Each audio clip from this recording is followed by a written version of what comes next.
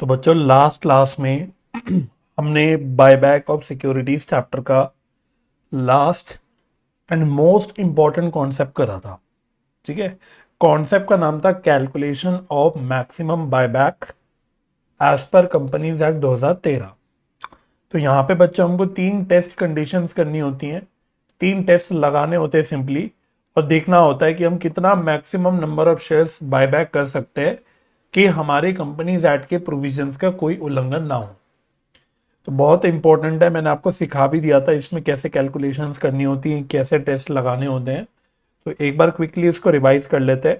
इसके बाद आज के लेक्चर में आपको मैं दो बहुत ही इंपॉर्टेंट क्वेश्चंस कराऊंगा, एग्जाम ओरिएंटेड क्वेश्चंस होंगे, जिसमें आपके सारे पॉइंट्स जो हमने सीखे हैं इस चैप्टर में मोर और लेस उन सब का रिवीजन हो जाएगा। ठीक है, चलो। तो पहला जो टेस्ट होता है इसमें वो होता है shares outstanding test. Shares outstanding test, इसमें हम निकालते हैं 25% of number of equity shares. तो जितने भी इक्विटी शेयर्स के नंबर होते हैं, नंबर जो आपको गिवन होंगे क्वेश्चन में, उसका 25% निकालना होता है। तो ये होता है shares outstanding test. Resource test में हमें क्या करना होता है, पहले हमें मैक्सिमम अमाउंट निकालना होता है of buyback which is equal to 25% of share holders funds. यहाँ पे शेयर होल्डर्स फंड्स का क्या मतलब होता है, it means paid up capital plus securities premium plus free reserves. जब हम पेड अप कैपिटल कहते हैं तो it means equity share capital भी और प्रेफरेंस शेयर कैपिटल भी। इसके अलावा सिक्योरिटीज प्रीमियम भी यहाँ पे लेना होता है, फ्री रिजर्व्स भी यहाँ पे लेना होता है। तो हमको सबसे पहले मैक्सिमम अमाउंट निकालना होता है 25% ऑफ शेयर होल्डर्स फंड, और फिर हमें नंबर ऑफ शेयर्स में कैलकुलेशन करनी होती है, क्योंकि तीनों जो टेस्ट है इसमें, तीनों टेस्ट में हमें अल्टीमेटली नंबर ऑफ शेयर्स ही निकालने होते हैं। तो नंबर ऑफ शेयर्स यहाँ पे रिसोर्स टेस्ट पे कैसे निकलता है, जो ऊपर हमने मैक्सिमम अमाउंट निकाला divided by buyback price. Buyback price हमेशा क्वेश्चन में गिवन होगी। अच्छा, तीसरा टेस्ट जो होता है सबसे इंपॉर्टेंट टेस्ट होता है which is known as debt equity ratio test.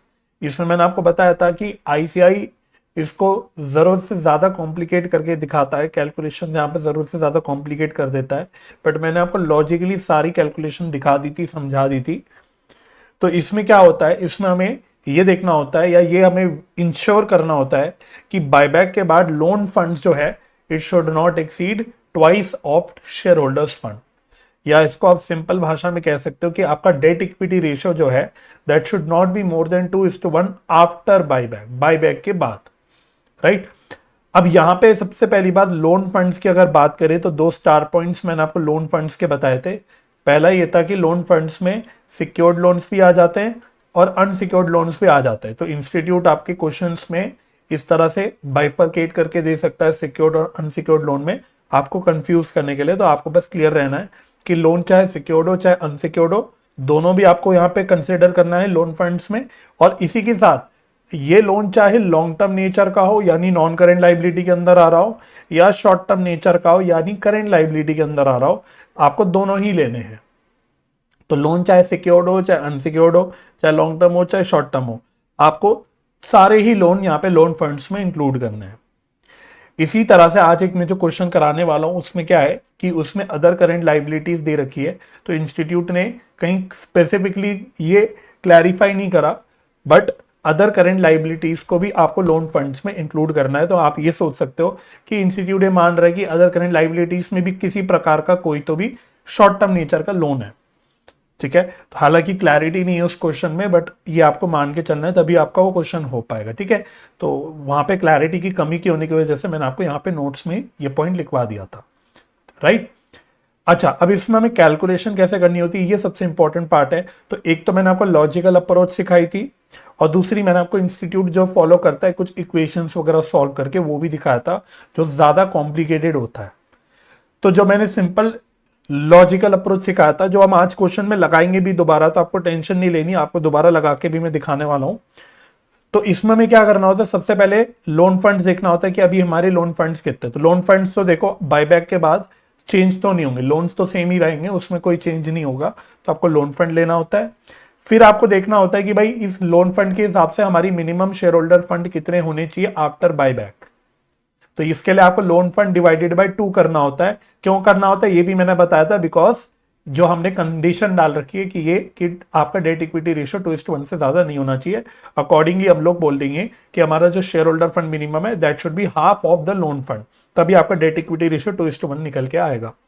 ठीक है, फिर आपको प्रेजेंट इक्विटी लेनी होती है। प्रेजेंट इक्विटी मतलब कभी बच्चों इक्विटी वर्ड यूज हो जाता है, कभी शेयर होल्डर फंड यूज हो जाता है, मतलब सेम ही है। और यहां पे भी शेयर होल्डर फंड का मतलब वही है जो हमने ऊपर वाले सेकंड वाले टेस्ट में डिस्कस करा था, सेम कंडीशन है यहाँ पे भी, मतलब सेम मीनिंग है शेयर होल्डर फंड का। तो आपको प्रेजेंट शेयर होल्डर फंड लेना होता है, जितना भी है वो आपको क्वेश्चन से देख देख के लेना पड़ेगा। ठीक है, और आप सेकेंड टेस्ट अगर अप्लाई करोगे तो वहां पे आप शेयर होल्डर फंड निकाल ही लोगे, तो वो आपका प्रेजेंट शेयर होल्डर फंड हो जाएगा। फिर आप देखोगे आप मैक्सिमम कितना रिडक्शन अफोर्ड कर सकते हो बायबैक के बाद। बायबैक की वजह से आप कितना मैक्सिमम रिडक्शन अफोर्ड कर सकते हो, which is equal to present equity minus minimum equity. तो इतने रुपए का आप डिक्रीज अफोर्ड कर सकते हो, इतने रुपए से आप अपनी शेयर होल्डर फंड को कम कर सकते हो बायबैक से।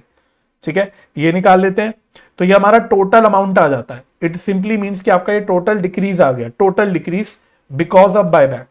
पर आपको तो आंसर नंबर ऑफ शेयर्स में चाहिए होता है इस टेस्ट में, तो नंबर ऑफ शेयर्स के लिए आपको क्या करना है, जो ये टोटल डिक्रीज या टोटल रिडक्शन जो आपने निकाला, जो मैक्सिमम हम अफोर्ड कर सकते हैं, उसको डिवाइड करना होता है किससे, उसको हमें डिवाइड करना होता है decrease in share holder fund पर शेयर से। पर शेयर जो बायबैक हो रहे हैं उसका, उसकी वजह से कितना डिक्रीज होगा शेयर होल्डर फंड से, मतलब एक शेयर को बायबैक करने की वजह से मेरे शेयर होल्डर फंड में कितने का डिक्रीज होगा, हमें उससे डिवाइड करना होता है, तो हमारा आंसर नंबर ऑफ शेयर्स में आ जाता है। अब ये decrease in share holder fund पर शेयर का मतलब क्या होता है, इसमें मैंने आपको लॉजिक के साथ समझाया था। इसमें कैलकुलेट करने के लिए सीधा buyback price plus face value, तो बायबैक प्राइस प्लस जो शेयर्स की फेस वैल्यू उसका टोटल कर लेना, तो आपका पर शेयर आ जाएगा कि कितना बायबैक की वजह से डिक्रीज हो रहा है शेयर होल्डर फंड में। तो buyback price per share and face value per share का total is equal to decrease in share holder. इसके पीछे का लॉजिक क्या था, इसके पीछे का लॉजिक ये था कि जब हम बायबैक प्राइस के दो कंपोनेंट निकालते हैं, तो बायबैक प्राइस में दो कंपोनेंट होते हैं, एक तो फेस वैल्यू और एक premium on buyback, face value and premium on buyback. तो फेस वैल्यू की वजह से हमारा जो है शेयर कैपिटल कम हो जाता है। जब फेस वैल्यू की बात करते हैं हम लोग, तो आप जब जर्नल एंट्री करते हो, अकाउंटिंग एंट्री करते हो, तब शेयर कैपिटल अकाउंट डेबिट करते हो ना, तो आपका फेस वैल्यू से क्या होता है, आपका शेयर कैपिटल कम हो जाता है। और जो प्रीमियम ऑन बायबैक है वो हम लोग राइट ऑफ कर देते हैं सिक्योरिटीज प्रीमियम या फ्री रिजर्व से। तो क्योंकि इस टेस्ट के अंदर इन तीनों टेस्ट के अंदर चाहे सिक्योरिटीज प्रीमियम हो चाहे फ्री रिजर्व हो, दोनों ही within the meaning of share holder fund आ जाते हैं। तो प्रीमियम ऑन बायबैक की वजह से हमारा सिक्योरिटीज प्रीमियम या फ्री रिजर्व में रिडक्शन हो जाता है, तो इसलिए हमको बायबैक प्राइस के ये दो कंपोनेंट देखने होते हैं। और प्लस मैंने बोला फेस वैल्यू पर शेयर, ये क्यों लिया है हमने फॉर्मूले में, मैंने क्यों पुट किया, क्योंकि जितने भी फेस वैल्यू के शेयर्स बायबैक हो रहे होते हैं, अनलेस अनटिल हम लोग कुछ फ्रेश शेयर्स ना इशू करें, जो कि हम इन क्वेश्चनों में कभी करते नहीं, जब हम टेस्ट लगाते हैं तो हमको उतने ही रुपए का, उतनी ही फेस वैल्यू का एक सीआरआर बनाना होता है। अपने अकाउंटिंग एंट्रीज वगैरह में स्टार्टिंग में सीखा हुआ है। तो सीआरआर जो हम बनाते हैं वो फ्री रिजर्व से बनाते हैं। तो हर शेयर का जो बायबैक होगा उसके फेस वैल्यू के बराबर का हम सीआरआर बनाएंगे फ्रॉम फ्री रिजर्व। तो वहां पे सीआरआर की वजह से भी फेस वैल्यू के इक्विवेलेंट अमाउंट का रिडक्शन हो जाएगा फ्री रिजर्व्स में। तो इसलिए हम लोग देखते हैं कि इसका मतलब जब एक शेयर बायबैक करेंगे तो फेस वैल्यू की वजह से हर शेयर पे शेयर कैपिटल कम होगा, हर शेयर पे प्रीमियम जो राइट ऑफ करेंगे सिक्योरिटीज प्रीमियम या फ्री रिजर्व से वो कम होगा, और हर शेयर पे फेस वैल्यू के बराबर का फ्री रिजर्व से सीआरआर बनेगा। इसलिए ये तीन कंपोनेंट बेसिकली हम टोटल कर लेते हैं और बोल लेते हैं कि इतना टोटल रिडक्शन होगा पर शेयर जब हम एक शेयर का बायबैक करेंगे। समझ आ गया? तो ये लॉजिक था और ये मैंने आपको with the help of question बताया भी था। यहीं पे अब इंस्टीट्यूट क्या कहता है, इंस्टीट्यूट कहता है नहीं नहीं भाई हम तो इसको अननेसेसरीली कॉम्प्लिकेट करेंगे, क्योंकि भाई ये सीए इंटर है ना, हमको दिखाना है ना भाई ये सीए इंटर लेवल का कुछ हम काम कर रहे हैं, तो इसको थोड़ा और कॉम्प्लिकेट कर देते हैं।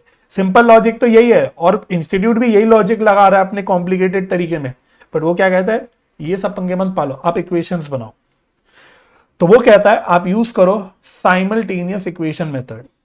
तो इसमें क्या करना होता है, आपको amount of total amount of CRR को एक्स अज्यूम करना होता है और मैक्सिमम परमिटेड बायबैक यानी मैक्सिमम अमाउंट ऑफ बायबैक जो होता है इसको वाई अज्यूम करना होता है। इसके अकॉर्डिंग आपको दो इक्वेशन बनानी होती है। इक्वेशन 1 होती है प्रेजेंट शेयर होल्डर फंड या equity minus X minus Y is equal to minimum equity. Logic वही है बच्चों, इस इक्वेशन में लॉजिक वही सेम लॉजिक है जो मैंने आपको ज्यादा सिंपल तरीके से यहां पे बताने की कोशिश भी करी। और इसी तरह से सेकेंड इक्वेशन जो बनती है that is y multiplied by face value per share divided by buyback price per share is equal to x। ठीक है, तो ये हमारी दो इक्वेशन बन जाती है x और y के साथ। तो दो वेरिएबल्स x और y, दो इक्वेशन, इसको हमें साइमल्टेनियसली सॉल्व कर लेना होता है। अकॉर्डिंगली x और y की वैल्यू निकल जाती है हमारी इन दोनों इक्वेशंस को सॉल्व करके। फिर जो मैक्सिमम नंबर ऑफ शेयर्स निकल के आते हैं वो कैसे आते हैं, अगेन यहां पे भी आपको x और y दोनों को यूज करके आप ये निकाल सकते हो। तो अगर आप x को यूज करते हो तो x डिवाइडेड बाय सीधा फेस वैल्यू पर शेयर कर दो, और अगर y से करते हो तो y divided by buyback price per share से कर लो। आंसर सेम आएगा बच्चों, कैसे भी कर लो, मैंने आपको क्वेश्चन में करके दिखाया भी था। और फाइनल जो आंसर होता है कि भाई आप फाइनली कितने maximum number of shares buyback कर सकते हो, तो उसमें आपने जो तीनों टेस्ट में नंबर ऑफ शेयर्स निकाले उसमें से जो लीस्ट अमाउंट होता है, जो लोएस्ट अमाउंट होता है, वो आपको कंसिडर करना होता है। ठीक है, तो ये एक इंपॉर्टेंट कॉन्सेप्ट था। इसके ऊपर देखो मैंने आपको एक छोटा सा इलस्ट्रेशन मॉडिफाई करके भी कराया था। आई होप आपने वो रिवाइज किया होगा। मैंने आपको बोला था कि अगले लेक्चर से पहले अच्छे से रिवाइज कर लेना। तो आज का हमारा जो मैं बोलूंगा जो दोनों क्वेश्चन है, जो दो क्वेश्चन मैं इंपॉर्टेंट वाले कराने वाला हूं, दोनों क्वेश्चन में हमें ये अप्लाई करना है। ठीक है, तो एक क्वेश्चन तो बहुत ही इंपॉर्टेंट है, इंस्टीट्यूट ने कई बार अपने मॉक टेस्ट पेपर्स और आरटीपीस में भी डाला हुआ है क्वेश्चन, और पास्ट एग्जाम में भी आ चुका है। 10 मार्क्स का क्वेश्चन आता है ये, इलस्ट्रेशन नंबर 6। हमारे स्टडी मटेरियल में इसी तरह के दो क्वेश्चन है। तो एक ज्यादा जो बड़ा वाला क्वेश्चन है वो मैं आपको अभी कराने वाला हूं, दैट इज इलस्ट्रेशन नंबर 6। इसको आप वेरी इंपॉर्टेंट मार्क कर लो, इस पे 2 सितारे भी लगा लो, बहुत इंपॉर्टेंट क्वेश्चन है। इसी की तरह का एक क्वेश्चन है जो हल्का सा छोटा वर्जन का है, वो मैं प्रैक्टिकल क्वेश्चन में ले रखा है लास्ट में, वो मैं आपको होमवर्क में दूंगा। ठीक है, ये क्वेश्चन समझ आ जाएगा तो वो तो आपका अपना आराम से हो ही जाएगा सॉल्व। ठीक है, चलो तो finally let us start with the illustration. आज के पहले क्वेश्चन से सॉल्व करना इसको स्टार्ट करते हैं। तो ये क्या कह रहा है, ये कह रहा है Perot Limited, a non-listed company has falling capital structure as on 31st मार्च 2021। क्या है, एक तो आपके इक्विटी शेयर कैपिटल है, फेस वैल्यू पर शेयर 10 रुपए है, और टोटल रुपीज इन करोड़ है 330।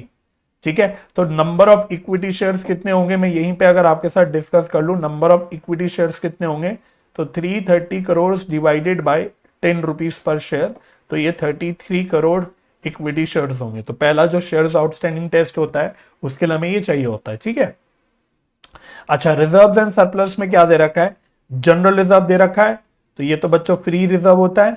सिक्योरिटीज प्रीमियम अकाउंट दे रखा है, तो ये फ्री रिजर्व तो नहीं होता, बट इसको भी हम लोग अपने इन टेस्ट के लिए शेयर होल्डर फंड में ले लेते हैं। ठीक है sir, profit and loss account भी एक काइंड ऑफ फ्री रिजर्व की कैटेगरी में ही आता है, मतलब जहां जहां भी फ्री रिजर्व हम यूज कर सकते हैं वहां प्रॉफिट एंड लॉस अकाउंट के बैलेंस को भी यूज कर सकते हैं। लास्ट है इंफ्रास्ट्रक्चर डेवलपमेंट रिजर्व। हालांकि क्वेश्चन है आगे इसके ऊपर क्लैरिटी दी कि कौन सा रिजर्व है, लेकिन नहीं भी दे तो नाम से पता लग रहा है कि ये कोई एक स्पेसिफिक रिजर्व है जो स्पेसिफिक कोई पर्पस के लिए ही यूज हो सकता है। It is not a free reserve.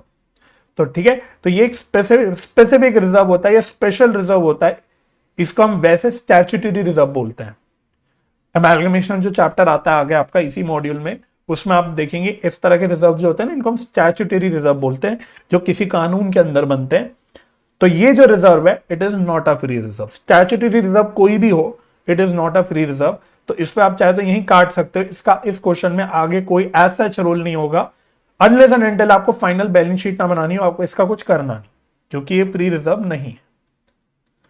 अच्छा, इसके अलावा क्वेश्चन वाले ने आपको लोन फंड्स डायरेक्टली निकाल के दे दिए 1800 करोड़। ठीक है, अब नीचे क्या कहता है, वो कह रहा है share holders of Perot limited on the recommendation of their board of directors have agreed on 12 September 2021 a proposal to buy back maximum permissible number of equity shares considering large surplus funds available for the at the disposal of the company।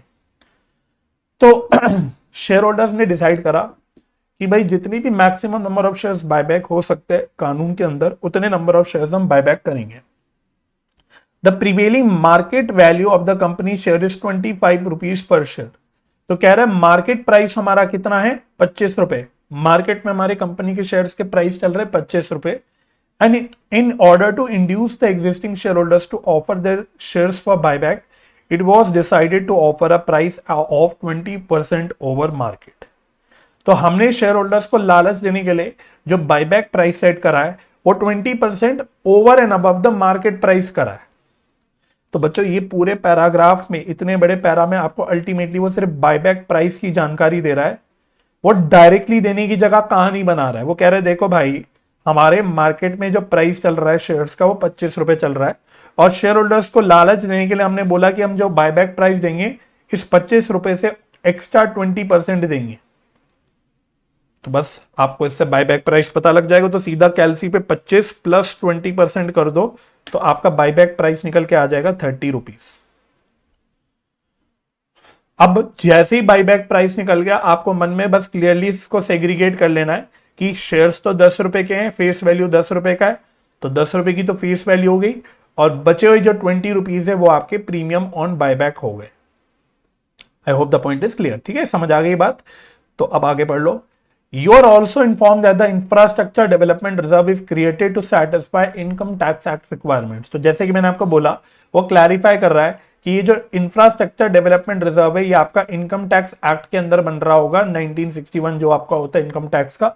तो ये basically कानूनी reserve है, तो ये statutory reserve है, which means it is not a free reserve. ठीक है, you are required to compute the maximum number of shares that can be bought back in the light of the above information। तो कह रहे हैं इतनी information जो आपको दी गई है इसके हिसाब से आप मैक्सिमम नंबर ऑफ शेयर्स जो बायबैक हो सकते हैं वो निकालो। And also under a situation where the loan funds of the company were either 1200 crore और 1500 करोड़। तो ये क्वेश्चन को बस बड़ा करने के लिए काम कर दिया। उसने बोला कि भाई देखो, ऊपर जितनी जानकारी है इसके हिसाब से आपको पहले maximum number of shares buyback जो हो सकते हैं वो तो निकालने, और फिर दो केसेस और दे दिए। उसने बोला अगर ये जो लोन फंड्स है 1800 करोड़ ना हो के 1200 करोड़ होंगे तो आपका आंसर क्या होगा, और अगर ये जो लोन फंड्स है ये आपके 1500 करोड़ है तो क्या आंसर होगा। इसका मतलब बच्चों अल्टीमेटली यहां पे तीन केसेस बन गए। केस नंबर 1 हो गया जहां पे लोन फंड्स जो एग्जिस्टिंग दे रखे हैं 1800 करोड़ उतने हैं।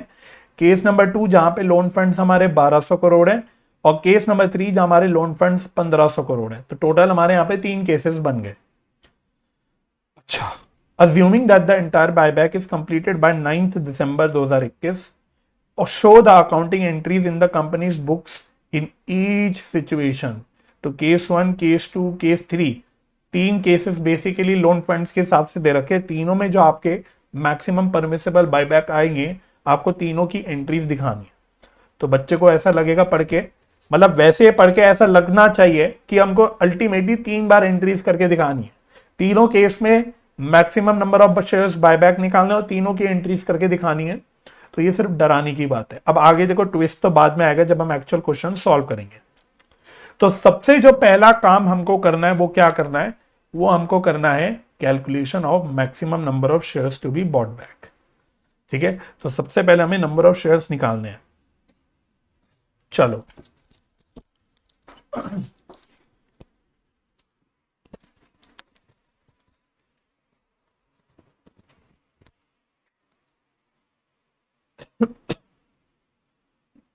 तो आओ लिखो मेरे साथ साथ,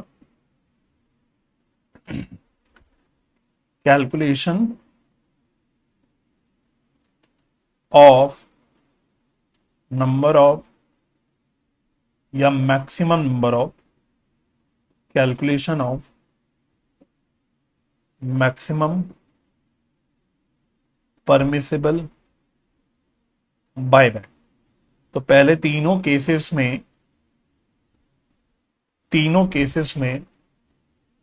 हम पहले निकाल लेते हैं कि कितने maximum number of shares buyback हो सकते हैं।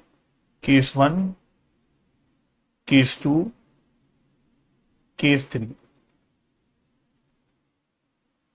ठीक है, ऊपर लिख लो। यहां पे हम लोग चलो पहले ऐसे लिख लेते लोन फंड्स, क्योंकि तीनों केसेस में लोन फंड्स अलग अलग है ना। तो पहले केस में है 1800 करोड़, 1800 करोड़। दूसरे केस में है 1200 करोड़, तीसरे केस में है 1500 करोड़। ठीक है, अब आपको भली बात ही पता है आपको 3 टेस्ट लगाने होते हैं। तो टेस्ट नंबर 1 का नाम होता है शेयर्स आउटस्टैंडिंग टेस्ट। तो हम शेयर्स आउटस्टैंडिंग टेस्ट निकालेंगे, ठीक है। इसमें हमारे नंबर ऑफ शेयर्स आएंगे इन करोड्स। फिर दूसरा जो टेस्ट लगाएंगे उसका नाम होता है रिसोर्स टेस्ट। इसमें भी जो हमारे नंबर ऑफ शेयर्स आएंगे वो इन करोड्स आएंगे। और तीसरे टेस्ट का नाम होता है डेट इक्विटी रेशियो टेस्ट। इसमें भी हमारे आंसर जो आएगा वो आएगा नंबर इन करोड्स, मतलब नंबर ऑफ शेयर्स। और फाइनली आपका मैक्सिमम परमिसेबल बायबैक निकल के आ जाएगा, अगेन नंबर्स इन करोड्स, ठीक है। और ये कितना आएगा, लीस्ट ऑफ 1, 2 एंड 3। जो तीनों टेस्ट में लोएस्ट आएगा फिगर, लोएस्ट नंबर आएंगे, वो आपके फाइनल आंसर होगा मैक्सिमम परमिसेबल बायबैक। तो अब आपको क्या करना है, अब आपको बस तीनों टेस्ट लगाने एक एक करके। उसके लिए वर्किंग नोट पे आ जाते हैं। Working note, working note. तो वर्किंग नोट नंबर 1 में shares outstanding test, shares outstanding test. तो मेरी बात ध्यान से समझना, मेरी बात ध्यान से समझना।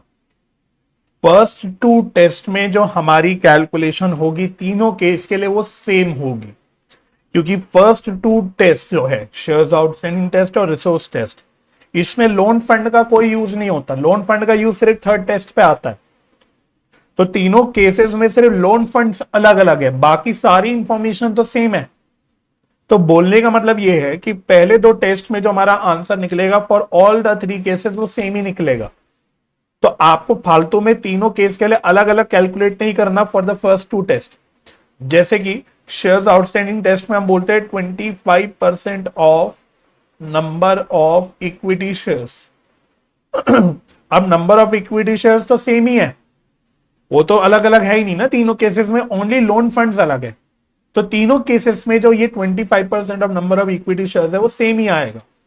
तो वो नंबर ऑफ इक्विटी शेयर्स जब मैं क्वेश्चन पढ़ रहा था मैंने आपको तभी बता दिया था, वो तभी निकाल लिया था हमने मिलके, दैट वाज 33 करोड़, राइट। तो 25% ऑफ 33 करोड़, तो कितना आ रहा है ये 33 करोड़ का 25%। तो बच्चों ये आ रहा है 8.25 करोड़। तो सबसे बढ़िया टेस्ट यही होता है, डायरेक्ट इसमें सीधा नंबर में आंसर आ जाता है। तो इसको पुट कर देते हैं हम लोग, तो तीनों केसेस में सेम ही आएगा 8.25, 8.25 एंड 8.25। यहां तक ओके हो गया। फिर आपका होता है second test which is known as, जो हम सेकेंड वर्किंग नोट में कर रहे हैं, that is resource test. Resource test, तो इसमें हमें पहले निकालना होता है या maximum amount of buyback. This is equal to 25% of share holders fund, या इक्विटी भी लिख सकते हो। तो यहां पे आपको 25% किसका लेना है, शेयर होल्डर फंड का। और शेयर होल्डर फंड में सिर्फ क्या क्या लेना है आपको, हमने बोला जनरल रिजर्व लेना है, ये फ्री रिजर्व है, सिक्योरिटीज प्रीमियम भी लेना है, और पीएनएल अकाउंट भी लेना है। इंफ्रास्ट्रक्चर डेवलपमेंट रिजर्व नहीं लेना। तो एक काम करो, कैलसी पे यहीं पे इसका टोटल मार लो, 240 प्लस 90 प्लस 90, तो यार है 420 करोड़। 420 करोड़, तो 25% ऑफ 420 करोड़, तो ये कितना आ रहा है 25% इसका 105 करोड़। ठीक है, नंबर ऑफ शेयर्स कितने निकल के आएंगे, this is equal to maximum amount divided by buyback price. तो मैक्सिमम अमाउंट 105 करोड़ आया, और बायबैक प्राइस हमने वैसे निकाल लिया था, बट वो कैसे निकाला था यहां पे देख लो। उसने बोला था मार्केट प्राइस से 25% एक्स्ट्रा, तो मार्केट 20% एक्स्ट्रा, तो मार्केट प्राइस 25 रुपए था प्लस 20%, तो 25 रुपए plus 20%, that is 105 crore upon 30। चलो, तो ये आ रहा है डिवाइडेड बाय 30, ये आ रहा है 3.5 करोड़। ओह अच्छा, शेयर होल्डर्स फंड में शेयर कैपिटल भी तो लेना था। अरे ये तो रिजर्व्स एंड सरप्लस, ये तो सिर्फ रिजर्व्स लिए थे, शेयर कैपिटल रहना रह गया। इसमें शेयर कैपिटल भी लेना था। शेयर कैपिटल कितना है? 330 करोड़ है। एक मिनट, तो इसमें 330 करोड़ भी लेना है हमको, और शेयर कैपिटल 330 करोड़।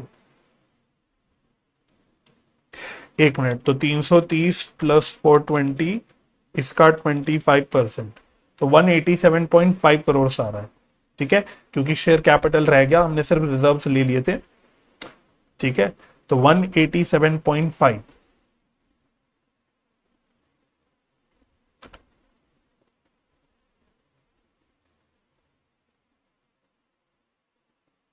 तो 187.5 डिवाइडेड बाय 30, दैट इज, ये आंसर आ रहा है 6.25 करोड़। 6.25 करोड़। तो नंबर ऑफ शेयर्स कितने आने? 6.25 करोड़। तो इसको भी ऊपर पुट कर सकते हैं हम लोग यहां पे 6.25। तो जैसे कि मैंने बोला, इवन रिसोर्स टेस्ट में मेरा आंसर तीनों केसेस में सेम ही आने वाला है। क्यों? क्योंकि इस टेस्ट में भी लोन फंड का कोई यूज नहीं है। अब फाइनली आते हैं अपने थर्ड टेस्ट पे, that is debt equity ratio test. Debt equity ratio test. तो देखो, या तो पागलों की तरह आप वही इंस्टीट्यूट की तरह इक्वेशन बना बना के करो, नहीं तो वो स्मार्ट वे में करो, टोटली अप टू यू। तो इसके लिए वापस से कॉलम बना लेते, क्योंकि यहां पे आपके तीनों केसेस में अलग कैलकुलेशन होगी, बिकॉज इस टेस्ट में आपके लोन फंड्स का यूज होता है। ठीक है, तो वापस से लिख लेते हैं, वापस जैसे हमने ऊपर कॉलम फॉर्म में लिखा था, loan funds rupees in crore. तो कितना कितना था? यहां 1800 करोड़ था, ये सेकंड केस में 1200 करोड़ था, थर्ड केस में 1500 करोड़ था। तो सबसे पहले लोन फंड लिया, फिर हमें यहां पे लेना होता है प्रेजेंट इक्विटी या प्रेजेंट शेयर होल्डर्स फंड। तो प्रेजेंट शेयर होल्डर्स फंड देख लो कितना है, यहां पे आपने निकाला था 420 प्लस 330, ये आपका शेयर होल्डर फंड है। तो कितना आया था? 420 प्लस 330, ये आया था 750 करोड़। 750 करोड़, ये मेरी प्रेजेंट इक्विटी हो गई। मिनिमम इक्विटी कितनी मेंटेन करनी है हमको? Minimum equity after buyback,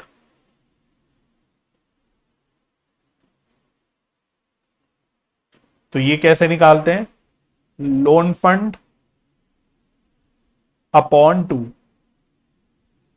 loan fund upon 2। तो ये आ गया loan fund 1800 divided by 2, 900 crore. Loan fund 1200 divided by 2, that is 600 crore. Loan fund 1500 crore divided by 2, that is 750 crore. अच्छा, अब बड़े ध्यान से समझना, तीनों केसेस में maximum reduction in share holders fund.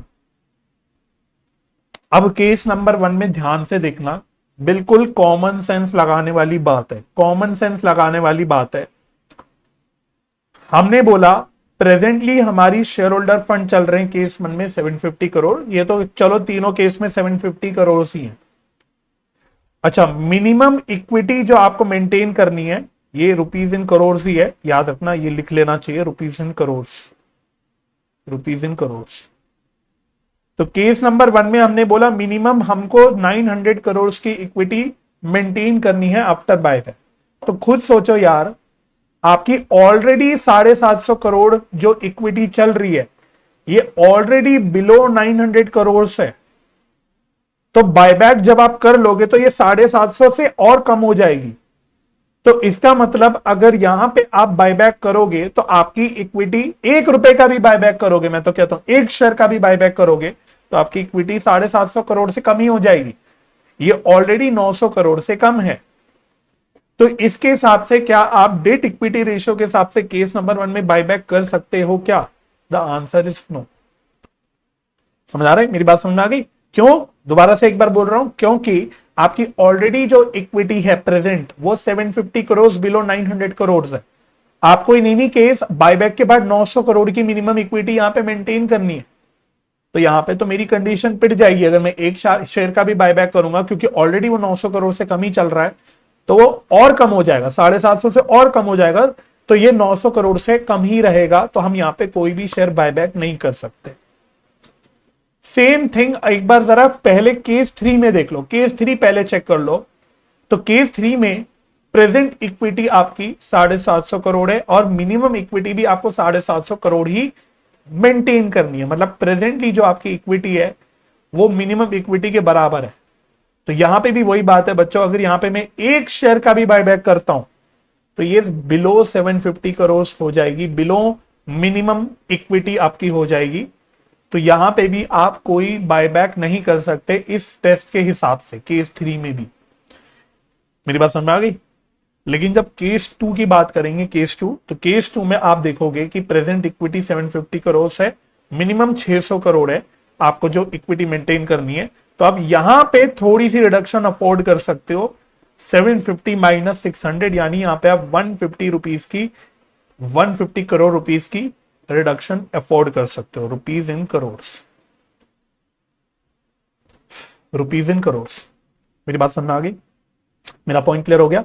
तो क्योंकि केस 1 और केस 3 दोनों में हमारी जो प्रेजेंट इक्विटी है वो या तो मिनिमम इक्विटी से कम है या एग्जैक्ट बराबर है, तो आप एक भी शेयर का बायबैक कर लोगे तो आपकी मिनिमम इक्विटी जो है वो पिट जाएगी, मतलब इक्विटी गिर के मिनिमम इक्विटी से नीचे चली जाएगी।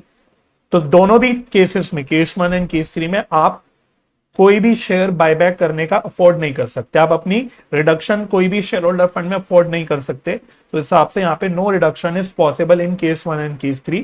केस 2 में अलबत्ता ये पॉसिबल है, केस 2 में पॉसिबल है, यहाँ पे हम 150 करोड़ से कम कर सकते हैं।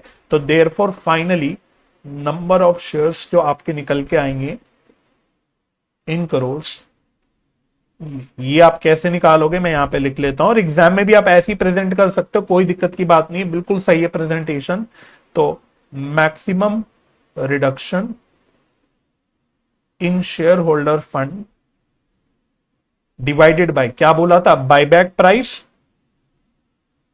Plus face value, buyback price plus face value, that is 40 rupees. तो सीधा सीधा 150 डिवाइडेड बाय 40, ये आ रहा है 3.75 करोड़। तो देखो यहां तो पॉसिबल ही नहीं है, 1 और 3 में तो पॉसिबल ही नहीं है, केस 2 में पॉसिबल है 3.75 करोड़ का। ठीक है, तो 3.75 करोड़ का पॉसिबल है केस नंबर 2 में। तो ये मेरा फाइनल आंसर आ गया, इसको मैं अलग से हाईलाइट कर देता हूं। ये मेरा डेट इक्विटी रेशियो टेस्ट का आंसर आ गया। तो अगर अब मैं इसको ऊपर अपने मेन टेबल पे फिल करूं, तो हमने बोला केस 1 और केस 2 में तो पॉसिबल ही नहीं है, और यहां पे पॉसिबल है केस नंबर 2 में 3.75। केस 1 एंड 3 में तो 0 हो गया डेट इक्विटी रेशियो के हिसाब से, बट केस 2 में 3.75 आ गया। तो मैक्सिमम परमिसेबल बायबैक क्या, दो तीनों में से जो लोअर है, तो केस 1 में लोएस्ट फिगर क्या है, 0 है, तो केस 1 में there can be no buyback. Case 2 में तीनों में से लोएस्ट फिगर क्या है, 3.75 करोड़, और केस 3 में लोएस्ट फिगर अगेन 0 है, तो यहां पे भी नो बायबैक पॉसिबल। तो वैसे देखो क्वेश्चन है, बोला था आपसे कि आपको तीनों केसेस में सेपरेटली एंट्रीज करके दिखानी है। तो इनिशियली क्वेश्चन पढ़ के ऐसा लगा था कि 3 बार एंट्रीज करनी है, बट हमने क्या देखा, केस 1 और केस 3 में तो बायबैक हो ही नहीं सकता, तो अल्टीमेटली सिर्फ केस 2 में ही बायबैक होगा। तो अल्टीमेटली हमें सिर्फ केस 2 के लिए बायबैक की ही एंट्रीज करनी है। ठीक है, आई होप पॉइंट क्लियर हो गया। अच्छा, एक बार बस just for the sake of revision and proper coverage, बस एक बार और मैं आपको साइमल्टेनियस इक्वेशन मेथड से भी करके कैलकुलेशन दिखा देता हूं फॉर केस 2, क्योंकि केस 1 और 3 में तो यही पता लग गया कि कोई बायबैक हो ही नहीं सकता। तो सिर्फ केस 2 के लिए हम लोग साइमल्टेनियस इक्वेशन मेथड भी यूज कर लेते हैं। Using simultaneous equation method case 2, तो let CRR be X and maximum amount of buyback BY। तो इक्वेशन नंबर 1 क्या बनती है? Equation 1 present equity minus X minus Y is equal to minimum equity. तो प्रेजेंट इक्विटी कितनी है? 750 और minimum equity है 600। तो 750 minus X minus Y is equal to 600। इसको आप अगर शफलिंग कर लो, रीशफल कर लो, तो ये आ जाएगा X plus Y is equal to 150। तो ये एक्चुअली क्या आया? ये वही आता है जो मैक्सिमम रिडक्शन निकालते हैं 150 का। ये देखो, ये जो 150 निकाला था वही आता है, राइट। और इक्वेशन नंबर 2, इक्वेशन नंबर 2 क्या होता है? y इंटू, इक्वेशन नंबर 2 यहां पे होता है, देखो, y into face value per share upon buyback price is equal to X. ठीक है, तो y इंटू फेस वैल्यू है 10 रुपए, बायबैक प्राइस है 30 रुपए, इज इक्वल टू एक्स। तो ये 0 0 कट गया, this implies y is equal to 3x। ठीक है, तो putting this value of y in equation number 1, तो क्या आएगा? x प्लस y की जगह लिख देंगे 3x is equal to 150, therefore 4x is equal to 150। तो x is equal to 150 upon 4, ये आ गया 37.5। और y कितना आ जाएगा? y is equal to 3x is equal to 3 into 37.5, that is 112.5, right. तो आप कैसे भी कर सकते हो, आप ये साइमल्टेनियस इक्वेशन मेथड अगर आपको ज्यादा सही लगता है, आप ये भी कर सकते हो, कोई दिक्कत की बात नहीं है। बात समझ आ गई? तो फाइनली नंबर ऑफ शेयर्स का जो आंसर आएगा वो हम ऑलरेडी वैसे निकाल चुके हैं। दो तरीके मैंने बोला, या तो आप y divided by buyback price कर लो, तो ये कितना आ जाएगा? y हमने 112.5 निकाला, डिवाइडेड बाय बायबैक प्राइस 30 है, तो डिवाइडेड बाय 30, तो देखो आ गया 3.75। या फिर आप और कैसे निकाल सकते हो? x upon face value, x हमारा है 37.5 अपॉन फेस वैल्यू 10 है, तो ये 3.75 करोड़। ऑफ कोर्स सब कुछ इन करोड़ चल रहा है, तो ये भी जो आंसर आया इन करोड़ आया। ठीक है, तो देखो मैंने तो सीधा सीधा यहीं पे इसी टेबल में निकाल दिया था, लेकिन आप अगर इक्वेशन मेथड लगाना चाहो तो आप ऐसे भी निकाल सकते हो, राइट। तो फाइनल कंक्लूजन क्या होगा? कंक्लूजन क्या होगा? No buyback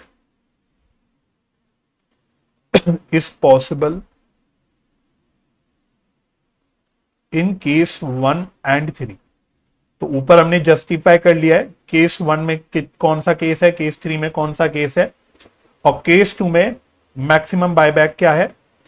maximum buyback possible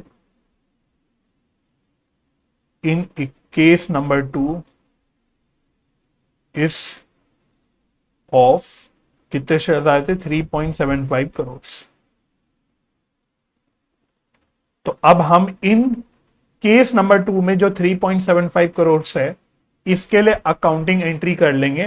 तो अब देखो इसकी अकाउंटिंग एंट्री होगी, तो लिखेंगे अब हमारा next part of the solution, उसमें जर्नल एंट्रीज भी मांगी थी। तो journal entries for case 2, for case 2, चलो तो जर्नल एंट्रीज कर लेते हैं। रुपीज इन करोड़ से, सारे रुपीज इन करोड़ से, ये स्पेसिफाई कर लो। तो एक एक करके एंट्री कर लो। वैसे तो डेट बता रखी थी, क्वेश्चन है तो डेट के अकॉर्डिंग चल लेते हैं। तो कह रहा है कि 12 सितंबर को हमने अप्रूव करा, अप्रूव 12 सितंबर को हुआ, बट एक्चुअल बायबैक कब कैरी आउट हुआ? 9 दिसंबर को। तो वैसे आप इनकी जो एंट्रीज बन जाएगी वो 9 दिसंबर को बन जाएगी। तो 9 दिसंबर 2021। तो सारी एंट्रीज यहां पे हो जाएगी। तो देखो, ना ही इस क्वेश्चन में कोई इन्वेस्टमेंट बेचा, ये सब बेचा, या फिर कोई शेयर्स इशू करे, ऐसी कोई भी कहानी नहीं हो रही। तो डायरेक्टली आप बायबैक की एंट्री पे जा सकते हो। तो बायबैक की एंट्री क्या होगी? Equity share capital account debit और premium on buyback account debit to equity share buyback account. अच्छा, एक बात और बता देता हूं बच्चों, कहीं कहीं आईसीआई सजेस्टेड आंसर में ये इक्विटी शेयर बायबैक अकाउंट की जगह इक्विटी शेयर होल्डर्स अकाउंट भी यूज कर लेता है, तो वो भी ठीक है। ठीक है, हालांकि स्टडी मटेरियल में बायबैक अकाउंट यूज होता है, तो रिकमेंडेड तो यही है कि आप भी बायबैक अकाउंट यूज करो। बट इंस्टीट्यूट कभी कभी यहाँ पे इक्विटी शेयर होल्डर अकाउंट भी यूज कर लेता है, तो वो उसमें भी कोई प्रॉब्लम नहीं है। तो अमाउंट कितना कितना होगा? तो यहां पे होगा 3.75 इंटू ₹10 फेस वैल्यू। यहां पे होगा 3.75 into ₹20, that is premium on buyback.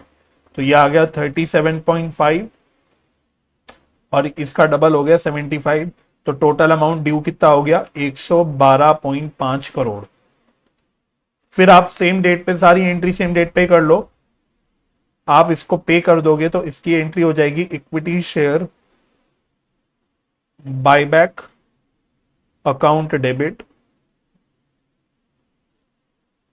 To bank account 112.5 crore. 112.5 crore. ठीक है, फिर सीआरआर की एंट्री होगी और प्रीमियम को राइट ऑफ करने की एंट्री होगी। तो पहले सीआरआर की एंट्री कर लेते हैं। तो उसकी एंट्री क्या होगी? अच्छा, सीआरआर कितना बनना है? क्या पागलों की तरफ फिर से कैलकुलेट करोगे? नहीं, इक्वेशन में देख लो, हमने एक्स अज्यूम करा था ना सीआरआर। भाई जब हमने साइमल्टेनियस इक्वेशन मेथड यूज किया था तो एक्स अज्यूम करा था। सिंपली भाई जितनी फेस वैल्यू का बायबैक हो रहा है उतना पूरा सीआरआर बन जाएगा। तो सीआरआर बेसिकली आपका कितने रुपए का बनेगा? 37.5 करोड़ का। और ये बनेगा आपके फ्री रिजर्व से। तो 37.5 करोड़ का सीआरआर बनाना है। तो फ्री रिजर्व्स में अगर मैं देखूंगा तो आप कुछ भी यूज कर सकते हो। देखो, आपके पास जनरल रिजर्व भी पड़ा है 240 करोड़ का, आपके पास प्रॉफिट एंड लॉस अकाउंट भी पड़ा है 90 करोड़ का। तो आप कोई भी यूज कर सकते हो इन दोनों में से। इंस्टीट्यूट जनरली पहले रिजर्व्स को यूज करता है, तो मैं भी वही कर लूंगा। बट टेक्निकली लीगली स्पीकिंग आप फ्री रिजर्व कोई भी यूज कर सकते हो, चाहे जनरल रिजर्व यूज कर लो, या मैं यहीं पे लिख देता हूं आप यहां पे पीएनएल अकाउंट भी यूज कर सकते हो, नो प्रॉब्लम। ठीक है, तो इंस्टीट्यूट बिल्कुल भी आपके मार्क्स नहीं काटेगा। सजेस्टेड आंसर में वो मेंशन करता है कि भाई स्टूडेंट्स दूसरे कॉम्बिनेशन या दूसरे फ्री रिजर्व को भी यूज कर सकते, कोई दिक्कत नहीं है। सिक्योरिटीज प्रीमियम नहीं यूज कर हो सकता, बस इतना याद रखना। तो ये आ गया 37.5 करोड़। और लास्ट जो एंट्री आपकी होगी वो प्रीमियम राइट ऑफ करने की होगी। तो प्रीमियम आपका है 75 करोड़ का। तो इसको राइट ऑफ करने के लिए पहले आपको सिक्योरिटीज प्रीमियम यूज करना होता है। तो हमारे पास 90 करोड़ का सिक्योरिटीज प्रीमियम है, मतलब आप पूरा प्रीमियम ऑन बायबैक जो है राइट ऑफ कर सकते हो फ्रॉम सिक्योरिटीज प्रीमियम। तो securities premium account debit to premium on buyback account.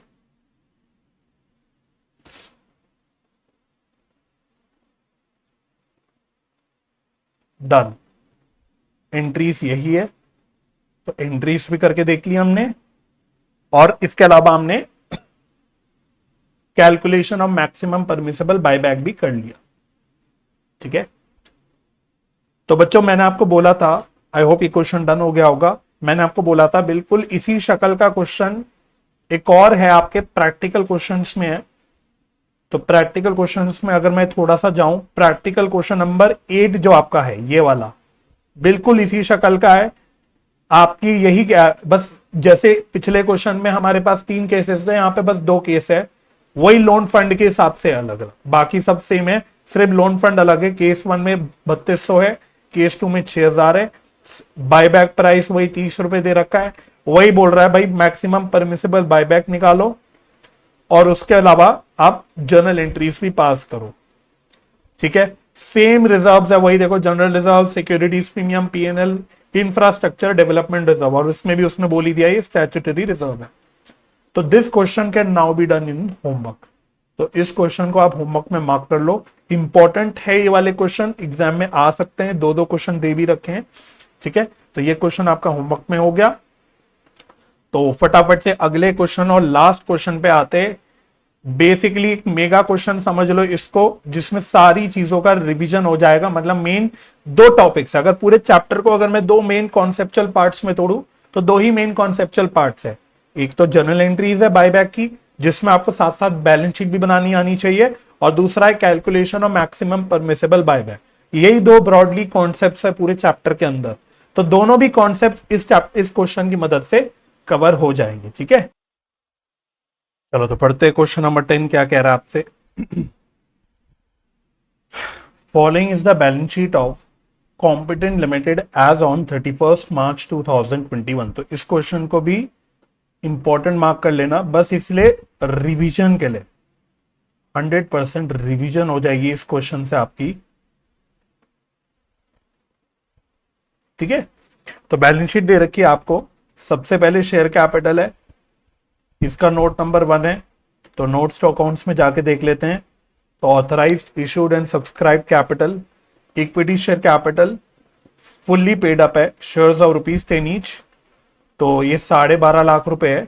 तो अगर इसको मैं नंबर बोलूं, नंबर ऑफ इक्विटी शेयर्स कितने होंगे, 1,25,000, 1,25,000 नंबर ऑफ इक्विटी शेयर्स होंगे। ठीक है, इसके अलावा रिजर्व्स एंड सरप्लस है, इसका नोट नंबर 2 है। तो नोट नंबर 2 में देख लेते हैं क्या क्या है। सिक्योरिटीज प्रीमियम है, पीएनएल अकाउंट है, और रेवेन्यू रिजर्व है। तो बच्चों रेवेन्यू रिजर्व भी फ्री रिजर्व होता है। आई होप आपको ये बात याद होगी, मैंने लिखवा भी रखी है और एक क्वेश्चन में ऑलरेडी आया भी था। ठीक है जी, फिर आपके लॉन्ग टर्म बोरोइंग्स है, नोट नंबर 3। इसमें है 14% डिबेंचर्स और एक अनसिक्योर्ड लोन भी है 10 लाख रुपए का। तो टोटल आपके लॉन्ग टर्म बोरोइंग्स हो गई 28,75,000। फिर बच्चों सितारा अदर करेंट लाइबिलिटीज है, जिसका कोई नोट नहीं है, हमें नहीं पता इसके अंदर क्या है, बट ये 16.5 लाख है। ठीक है, फिर एसेट्स में प्रॉपर्टी प्लांट एंड इक्विपमेंट है, इसका ज्यादा कुछ ऐसा इंपॉर्टेंस होता नहीं, बट फिर भी देख लो नोट नंबर 4 में क्या क्या दे रखा है। लैंड एंड बिल्डिंग है, प्लांट एंड मशीनरी है, और फर्नीचर एंड फिटिंग्स है। सॉरी, इसके अलावा और क्या है, अदर करंट एसेट्स है, ये तो यही दे रखा है 30 लाख। तो ये तो सिंपल आपकी बैलेंस शीट है। हालांकि इसमें फिर एक प्रॉब्लम है, इस क्वेश्चन में फिर एक प्रॉब्लम है, डिफेक्ट बताता हूं। इसमें कुछ कैश एंड कैश इक्विवेलेंट भी होना चाहिए था। तो वही बात है भाई, हमें इंस्टीट्यूट से ये चीजें पूछनी चाहिए कि हमसे अगर ऐसी गलती होए, अगर हम छोटी मोटी ऐसे गलत हेड्स लिख दे अपने आंसर में, तो क्या आप हमको मार्क्स दोगे या आप हमारे मार्क्स काटोगे, वो सोचने वाली बात है। ठीक है, तो ये गलत है, टेक्निकली रॉन्ग है। यहाँ पे कैश एंड कैश इक्विवेलेंट होना चाहिए था, क्योंकि जब आप बायबैक करोगे उसकी पेमेंट आप बैंक से करोगे, और bank cash and cash equivalent में होता है। अगर बैंक ही नहीं है आपका, तो आप बायबैक की पेमेंट कहां से उगा के कर लोगे भाई, जब आपके पास बैंक बैलेंस ही नहीं है। तो ये सोचने वाली बात है, बट अब कुछ कर नहीं सकते। यहीं पे थोड़े से हम लोग हेल्पलेस हो जाते हैं, आप भी हेल्पलेस हो जाते हो बच्चों, हम टीचर्स भी हेल्पलेस हो जाते हैं। सारी इंस्टीट्यूट के ऊपर डिपेंड करता है, क्या कर सकते हैं। बट एनीवे आगे बढ़ते हैं। The company wants to buy back 25,000 equity shares of ₹10 each. तो कंपनी चाहती है कि हम 25,000 शेयर्स बाय बैक करें on 1 April 2021 at ₹20 per share. तो बच्चों फेस वैल्यू कितनी है शेयर्स की, 10 रुपए। बायबैक प्राइस कितना बोला, 20 रुपीज। तो इसका मतलब अगर मैं बायबैक प्राइस को तोड़ू तो ये 10 + 10 हो गया, 10 rupees face value, premium 10 rupees. Buyback of shares is duly authorised by its articles and necessary resolution has been passed by the company towards this. ठीक है, कोई दिक्कत नहीं। The payment for buyback of shares will be made by the company out of, ये देख रहे हो, मतलब ये तो हद हो गई, out of sufficient bank balance available as part of current assets. किधर है यार आपका बैंक बैलेंस, हमें भी बता दो। हमने तो बचपन से सीखा है सर कि भाई बैंक बैलेंस जो होता है वो कैश एंड कैश इक्विवेलेंट में दिखाते हैं।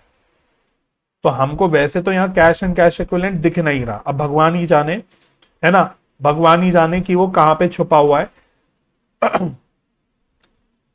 एनीवे वो कह रहे comment with your calculations whether buyback of shares by company is within the provisions of companies act 2013। तो इसका मतलब ये आपसे मैक्सिमम परमिसिबल बायबैक निकालने बोल रहा है। वो कह रहा है आप पहले देखो मैक्सिमम कितने बायबैक हो सकते हैं शेयर्स, और उस हिसाब से देखो क्या जो कंपनी 25,000 के शेयर्स बायबैक करने की सोच रही है क्या वो परमिटेड है कानून के अंदर, राइट। इफ यस, अगर हाँ, पास करो necessary general entries towards buyback of shares and prepare करो बैलेंस शीट आफ्टर बायबैक। तो कह रहा है अगर ये 25,000 शेयर्स बायबैक हो सकते हैं टेस्ट के अंडर, तो फिर आप इसको एंट्रीज करके भी दिखाओ और आप बैलेंस शीट भी बना के दिखाओ। तो देखो बच्चों, आएगा ये लगभग 10 मार्क्स का क्वेश्चन दोबारा से, और 10 नंबर का क्वेश्चन आएगा। तो आप ये मान के चलो जो नंबर ऑफ शेयर्स बायबैक करने को प्रपोजल आया है वो हो सकता है, मतलब आंसर आपका यस ही होगा। उसने बोला ना इफ यस, अगर हाँ, तो देखो आंसर यस ही आएगा, नहीं तो क्वेश्चन आपका वहीं खत्म हो जाएगा ना। अगर आंसर नो आ गया कि आपने कैलकुलेशन करी और लास्ट आंसर नो आ गया, तो ना ही जनरल एंट्रीज करनी ना ही बैलेंस शीट बनानी है। तो आप ऑलमोस्ट मान के चलना सर्टेनली कि आंसर यस ही आना चाहिए। बट आप ये खाली ऐसे बोल के नहीं आ सकते, आपको कैलकुलेशन वगैरह सारी दिखा के आनी पड़ेगी अपने सारे तीनों टेस्ट की, ठीक है ना। तो आओ शुरू करते हैं practical question number 10। Last question है हमारा प्रैक्टिकल क्वेश्चन नंबर 10। तो फर्स्ट पार्ट इसका जो है that is calculation of maximum permissible buyback. तो पहला टेस्ट होता है शेयर्स आउटस्टैंडिंग टेस्ट।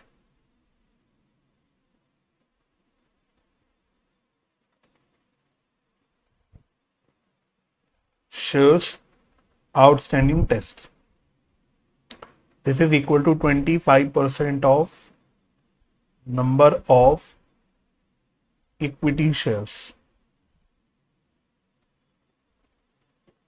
तो ये आएगा 25% ऑफ कितने नंबर ऑफ इक्विटी शेयर्स थे। देखो मैंने क्वेश्चन पढ़ते हुए इसलिए पहले ही आपको बता दिया था, ये 1,25,000 शेयर्स थे, 1,25,000 शेयर्स थे। तो ऑफ 1,25,000, तो ये आ गया 1,25,000 का 25%, ये आ रहा है 31,250, 31,250 शेयर्स।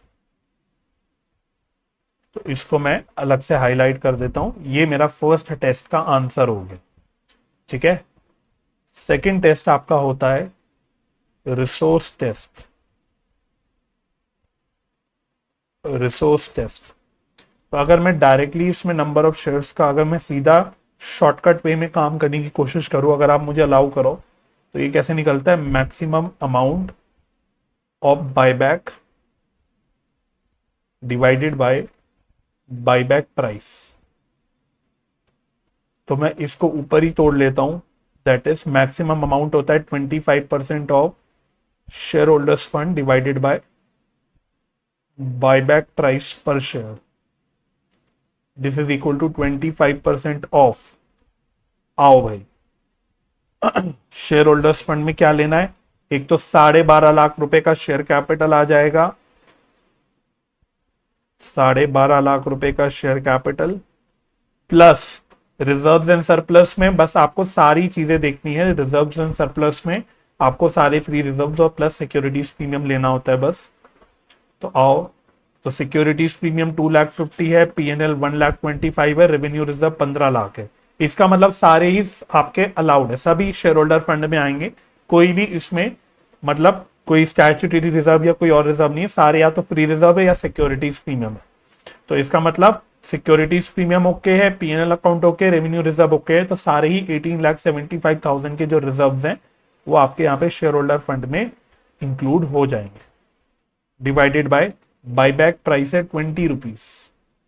चलो 12.5 लाख प्लस 18,75,000, तो ये आ रहा है 25% ऑफ 31,25,000 divided by 20 तो मल्टीप्लाइड बाय 25%, तो ये आ रहा है 781,250 डिवाइडेड बाय 20, तो ये आ रहा है 39,062.5, 39,062.5। तो वैसे आंसर आ रहा है बच्चों ये, लेकिन क्या आप ये लोगे आंसर में 62.5? नहीं।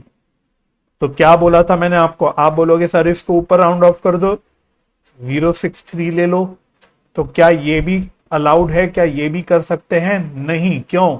क्योंकि अगर 63 ले लूंगा तो मेरा जो ये अमाउंट आ जाएगा, जो मुझे 30 कितना 781,250 मैक्सिमम अमाउंट आना चाहिए, वो से ज्यादा आ जाएगा, 1 रुपए भी ज्यादा नहीं आना चाहिए। इसलिए हमको इसको नीचे राउंड ऑफ करना पड़ेगा, दैट इज 39,062 शेयर्स। तो ये मेरा फाइनल आंसर होगा रिसोर्स टेस्ट का। ठीक है जी। और फाइनली पे debt equity ratio test, debt equity ratio test.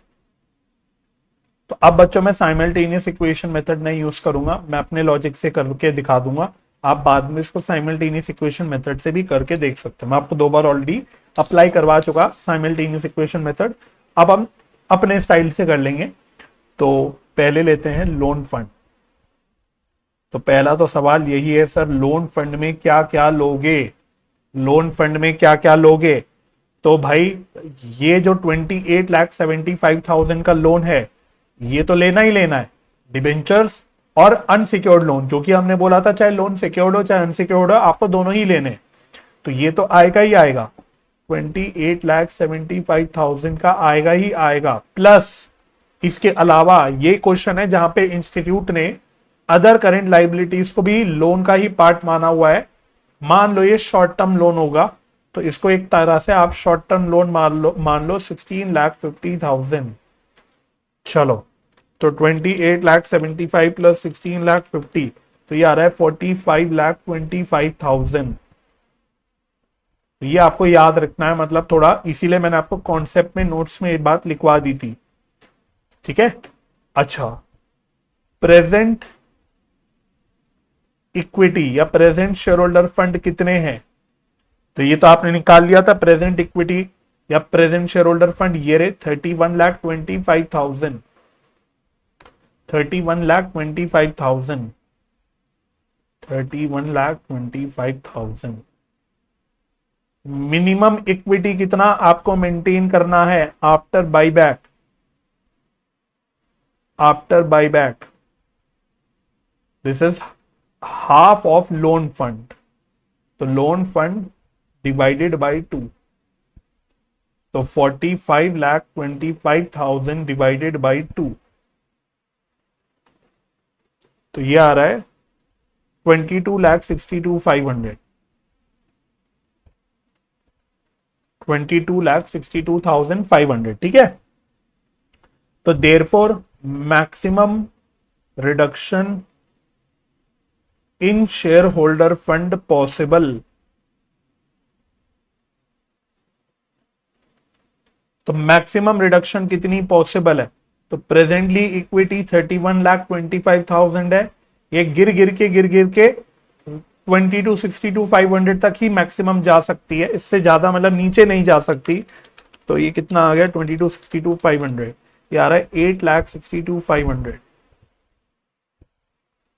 Therefore number of shares कितने आएंगे? 8,62,500 divided by reduction in share holder fund पर शेयर। तो आप एग्जाम में क्या कर सकते हो, ताकि भाई एकदम आप दिखा दो कि आपने कॉन्सेप्चुअली काम किया है, तो आप एग्जाम में पूरा पहले काइंड ऑफ फॉर्मूला लिख लेना, maximum reduction in share holder fund divided by reduction in share holder fund, या इक्विटी भी लिख सकते हो, बार बार बोल रहा हूं, पर शेयर बायबैक, पर शेयर बॉट बैक। ठीक है। तो मैक्सिमम रिडक्शन हमने निकाली 862,500 divided by reduction in share holder fund पर शेयर कैसे निकालते हैं, buyback price that is 20 rupees plus face value. तो 862,500 डिवाइडेड बाय 30, ये आ गया 28,750 शेयर्स। तो therefore final answer maximum permissible buyback, इसको मैं इस कलर से हाईलाइट कर देता हूं, ये मेरा फाइनल आंसर है थर्ड टेस्ट का। तो maximum permissible buyback is equal to least of A, B and C. तो चेक कर लो, तीनों में सबसे लोएस्ट क्या आ रहा है, 28,750 यहां पे था, 39,062, 31,250। तो लोएस्ट अमाउंट यही आ रहा है बच्चों, 28,750 शेयर्स। ये मेरा फाइनल आंसर हो गया। तो मैक्सिमम कितने शेयर्स का बायबैक हो सकता है, 28,750 शेयर्स का। प्रपोज्ड बायबैक कितना है, प्रपोज्ड बायबैक, तो सर प्रपोज्ड बायबैक कितने शेयर्स का है, सर वो 25,000 शेयर्स का है, क्वेश्चन ने बोला था। तो फाइनल कंक्लूजन क्या होगा, what will be your conclusion, क्या प्रपोज्ड बायबैक हो सकता है, हाँ सर, क्योंकि मैक्सिमम बायबैक हम इतने शेयर्स का कर सकते हैं 28,750 का, हम प्रपोज तो कर रहे हैं वो उससे कम का ही कर रहे हैं। अगर इससे ज्यादा का प्रपोज कर रहे होते तो नहीं हो पाता, लेकिन कम का ही प्रपोज कर रहे हैं, तो यहाँ पे 25,000 शेयर्स बायबैक हो सकते हैं। मैक्सिमम लिमिट क्या है, मैक्सिमम आप 28,750 का ही बायबैक कर सकते हो, एक्चुअल बायबैक कम ही हो रहा है, तो यहाँ पे बायबैक पॉसिबल है। ठीक है, तो since proposed buyback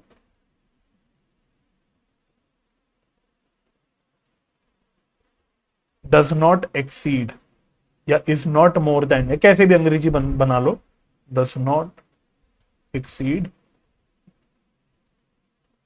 maximum permissible buyback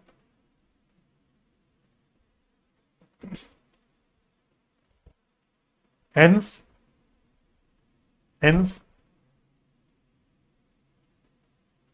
proposed buyback of 25,000 shares can be carried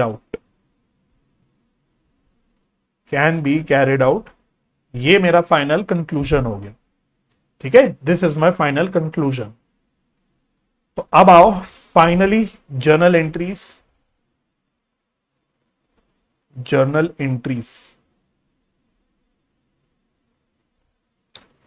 तो अगेन इस क्वेश्चन में भी कोई इन्वेस्टमेंट वगैरह तो हम बेच नहीं रहे, कुछ नहीं कर रहे, सीधा आपकी बायबैक की एंट्रीज होगी। डेट्स बताई थी क्या क्वेश्चन ने, कोई आई थिंक 1 अप्रैल बोला था मेरे ख्याल से क्वेश्चन ने, आपको एक बार चेक कर लेते। यस, क्वेश्चन ने 1 अप्रैल ही बोला था, तो हम 1 अप्रैल को ही सारी एंट्रीज कर लेंगे। 1 अप्रैल 2021 या जो भी ईयर है, तो पहली entry equity share capital account debit premium on buyback account debit to equity share buyback account, to equity share buyback account. चलो, तो नंबर ऑफ शेयर्स वही 25,000 लेने हैं भाई। जल्दबाजी में सिली मिस्टेक्स नहीं करनी, कि बच्चा कभी जल्दबाजी में ये ना उठा के ले ले 28,750, नहीं, ये तो मैक्सिमम परमिसेबल बायबैक चेक कर रहे थे। एक्चुअली तो कितने की बायबैक हो रही है, 25,000 शेयर्स की हो रही है ना, तो हमें तो एंट्रीज उसी के लिए करनी है। पॉइंट क्लियर हो रहा है। तो 25,000 इंटू ₹10 यानी फेस वैल्यू, और प्रीमियम भी 10 रुपए का ही है, क्योंकि बायबैक प्राइस 20 था, तो 10 रुपए का प्रीमियम हो गया, तो इट इज 2,50,000 टोटल आ गया 5 लाख। टोटल आ गया 5 लाख। फिर अगली एंट्री क्या होगी, equity share buyback account debit to bank account, to bank account 5 lakh की आप पेमेंट कर लोगे।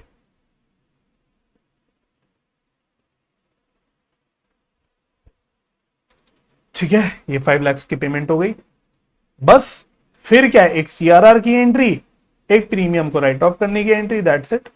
तो सीआरआर की एंट्री होगी, अच्छा कितने रुपए का सीआरआर बनेगा, जितने फेस वैल्यू के शेयर कैपिटल का बायबैक हो रहा है दैट इज 2,50,000, तो 2.5 लाख रुपए का सीआरआर बनेगा। तो हमारे पास फ्री रिजर्व्स में क्या पड़ा हुआ है, तो 2.5 लाख का आपको बनाना है। तो देखो अगर आप पीएनएल अकाउंट यूज करते हो तो आपको पीएनएल और रेवेन्यू रिजर्व दोनों का कॉम्बिनेशन यूज करना पड़ेगा, नहीं तो इंस्टीट्यूट जैसे कि मैंने आपको कई बार बताया सीधा पहले रिजर्व्स यूज कर लेता है, तो डायरेक्टली रेवेन्यू रिजर्व से बना लो। तो एंट्री हो जाएगी revenue reserve account debit to CRR account 2,50,000।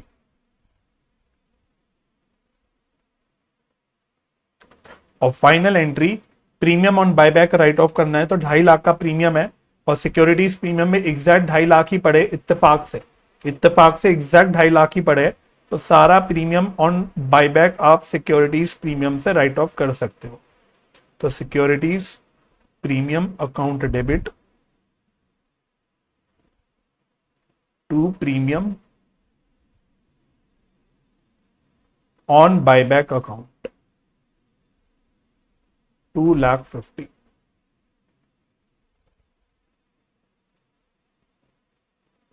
ठीक है जी, डन हो गया। तो बस एंट्रीज यहीं तक है, जनरल एंट्रीज तो खत्म हो गई, बच गई बैलेंस शीट। तो देखो वैसे बैलेंस शीट आपको अब बच्चों सेल्फ बनानी है, क्योंकि मैं आपको बैलेंस शीट बनाना लास्ट क्लास में ही सिखा चुका हूं, बल्कि लास्ट 2 क्लासेस में हमने बैलेंस शीट बनाई है। बस इसमें मैं आपको 2 नोट्स बनवा देता हूं, that is note number 1। Note number 1 वो है शेयर कैपिटल का। आपकी सहूलियत के लिए 2 जो मेजर नोट्स होते हैं वैसे वो शेयर कैपिटल के और रिजर्व्स एंड सरप्लस के ही होते हैं, ठीक है, बाकी ऐसा कुछ नहीं होता है ना। और एक नोट चलो अदर करेंट एसेट का भी बना लेंगे, क्योंकि वो चलो टेक्निकल डिफेक्ट है, तो वो मैं आपको दिखा देता हूं। शेयर कैपिटल में क्या करोगे आप, authorised issued and subscribed capital.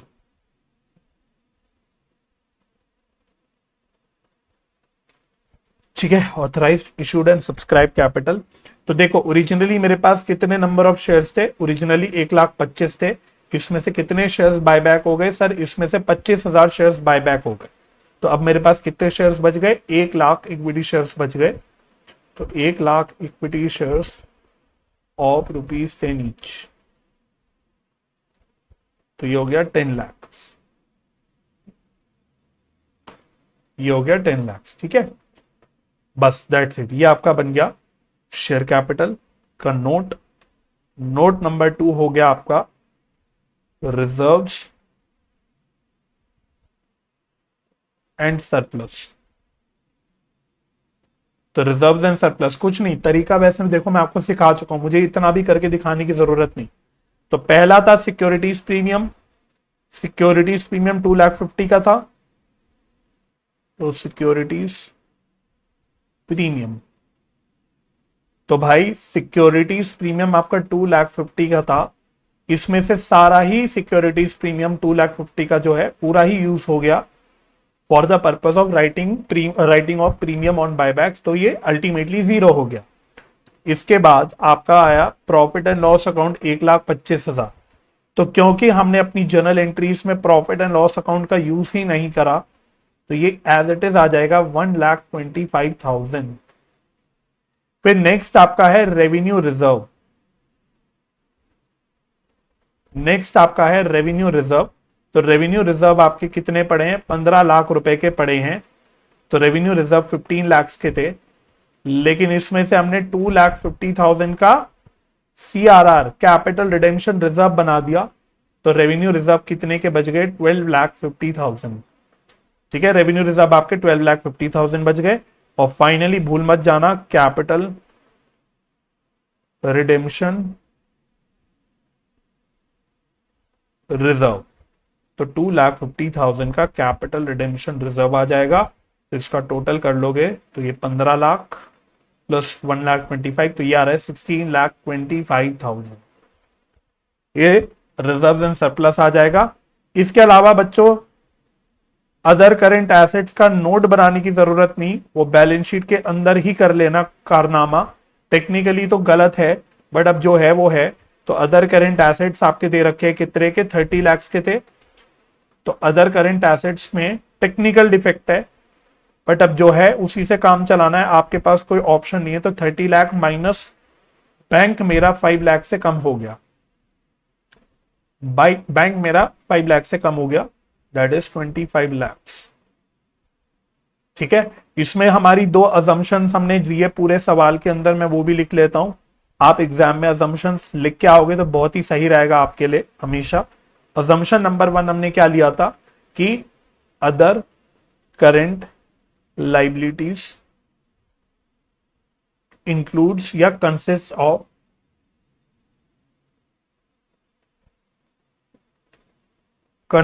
Of short term loan. जैसे आप इसमें फॉर एग्जांपल मान सकते हो कि इसमें इंटरेस्ट पेबल ऑन लोन होगा, इंटरेस्ट पेबल आपका ऑन लोन या डिबेंचर वो होगा। तो अकॉर्डिंगली हमने ये लोन फंड में ले लिया। ठीक है, and hence has been included in loan fund. और नोट नंबर 2 क्या है? Other current assets